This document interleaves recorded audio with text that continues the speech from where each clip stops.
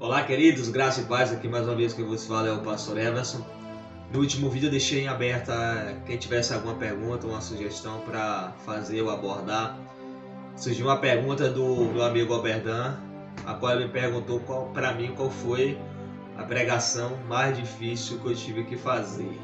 Então estarei respondendo essa pergunta, mas antes deixar um versículo. Hoje eu estou com um calibre maior. Essa aqui é a Bíblia Plenitude. Essa aqui é a que eu uso para estudo e para pregação. Livro de Eclesiastes, capítulo 12, versículo 7. E o pó volte à terra como era, e o espírito volte a Deus que o deu. Queridos, eu fui criado desde pequeno no Evangelho, mas pregar foi de uns 7 anos atrás, comecei a pregar. A gente sabe que no começo não é fácil, a gente começa a tremer, a barriga dói. De lá para cá, pela graça de Deus, já preguei em vários ministérios, em cidades diferentes. Eu costumo dizer que toda pregação para mim ainda é difícil. A barriga dói, a mão sua, a gente sente às vezes o temor de Deus porque a gente prega para um povo que não é nosso, usam a palavra que não é nossa e a igreja também que não é nossa. Mas dentro de tanta pregação de barriga doer é forte mesmo, queridos. Se mandar altar, te dá vontade de ir pro banheiro. Mas, respondendo à pergunta, a pregação mais difícil para mim que eu tive que fazer foi neste ano de 2022. Eu perdi o meu avô. Ele morou um tempo comigo lá da região de Itaju do Colônia. A gente passou a infância visitando sempre ele. Ele já de certa idade, mais ou menos com 86 anos, ele passou um tempo comigo aqui em casa, morando comigo, trouxe a minha mãe também aqui de Vitória da Conquista. E ele viajou para Porto Seguro porque os filhos dele, a maioria estão tudo lá, os netos também. E ele regressou para cá, mesmo Porto Seguro, distante de Vitória da Conquista, com 86 anos. Ele não enxergava muito bem, já tinha dificuldade para andar. E no meu casamento ele fez questão de viajar de Porto Seguro aqui para Vitória da Conquista, para me prestigiar no meu casamento. E ele retornou para lá, passou um tempo, veio para cá e ficou aqui comigo. E nesse ano de 2022, no mês de janeiro, eu me recordo que ele estava bem debilitado com a tosse, não foi problema de doença, de Covid nem nada. E numa sexta-feira eu fui lá visitar ele, que estava na casa de uma vizinha, de uma amiga.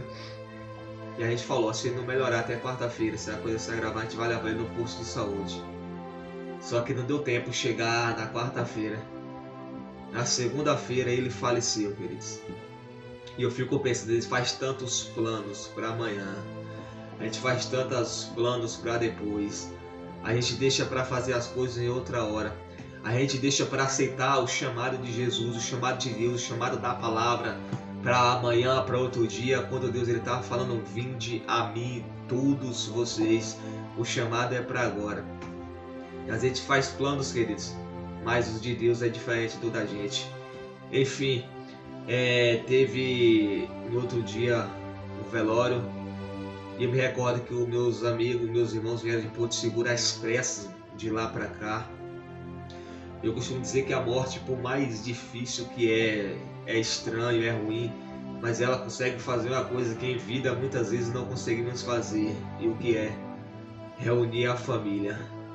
Porque às vezes quando tá com vida, tá com saúde, tem oportunidade, a gente, em modo geral, inventa tanta desculpa, agora não dá por causa do trabalho, mas quando morre, sempre tem um jeito de vir e de ver, não importa a distância.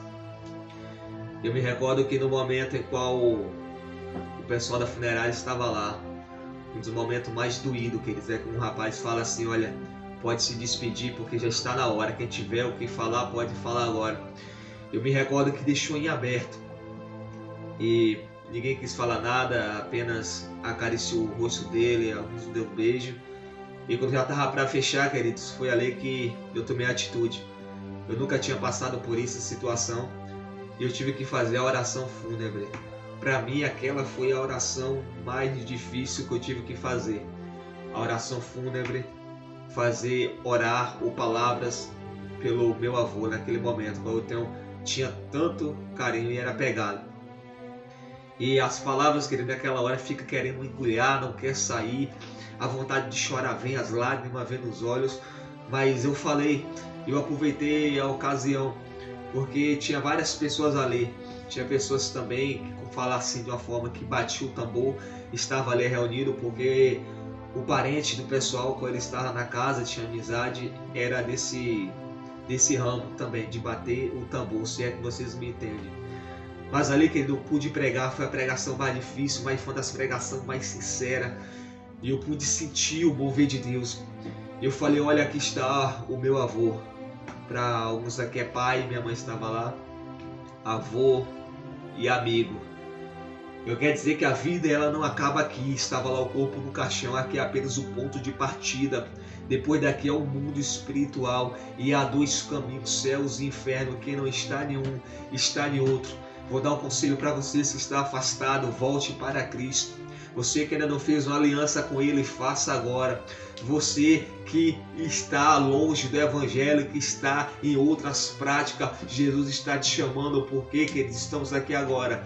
Mas o amanhã, ou daqui a alguns minutos, não sabemos, e aí depois da morte, Hebreus capítulo 9, versículo 27 diz que depois da morte, segue-se o juízo.